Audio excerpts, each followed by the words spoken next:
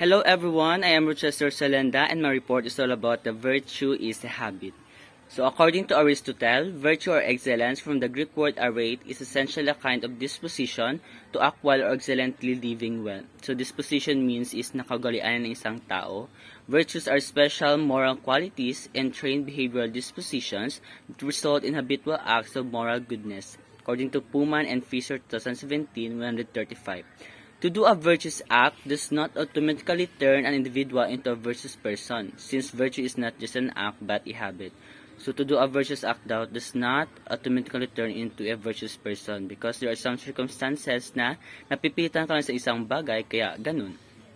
Virtue is a trait of character manifested in habitual action, Ratios and Ratios 2015-161. For instance, the virtue of honesty is not possessed by someone who tells the truth occasionally or only when it benefits her. The honest person is truthful as a matter of course. Her actions spring from a firm and unchangeable character. So the virtue of honesty is not possessed by someone who tells you the truth because sometimes it will benefit them, no? But the honest person is truthful as a matter of their actions. There's no changes in their actions, in their character.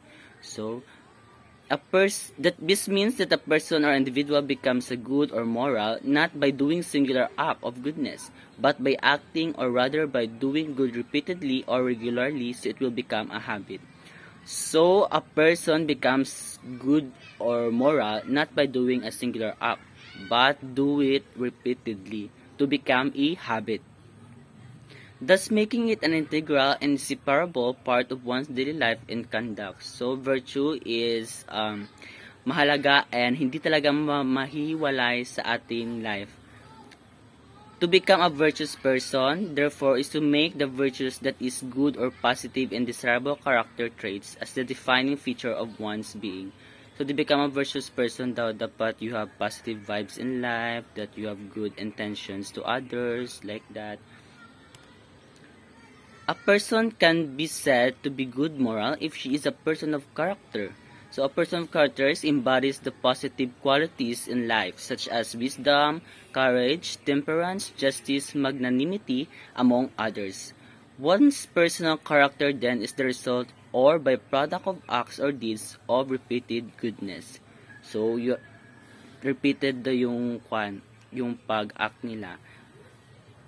One is a good person or a person of virtue is not really because of one does but what one is. Being precedes doing. Goodness is simply a logical consequence of one's character or identity.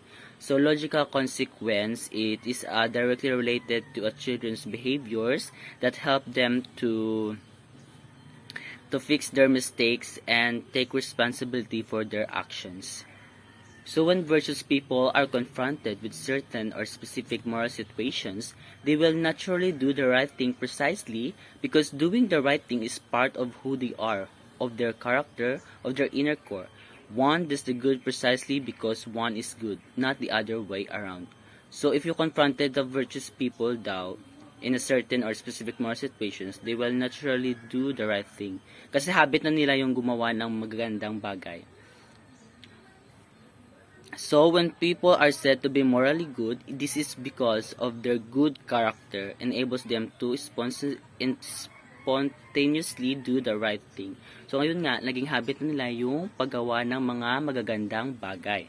Thus, there is a theological means that is a goal-oriented aspect and virtue ethics. But it differs from the kind usually found in utilitarianism. So utilitarianism means promotes the greatest amount of good for the greatest number of people, which asks what sort of action will maximize happiness or utility. The virtue-based concept of teleology focuses rather on the goal of life, living well, and achieving excellence. Pullman and Fisher 2017-135. So this is my report. Thank you everyone for listening. I hope na may naintindihan kayo sa report ko. Thank you and God bless. Bye-bye.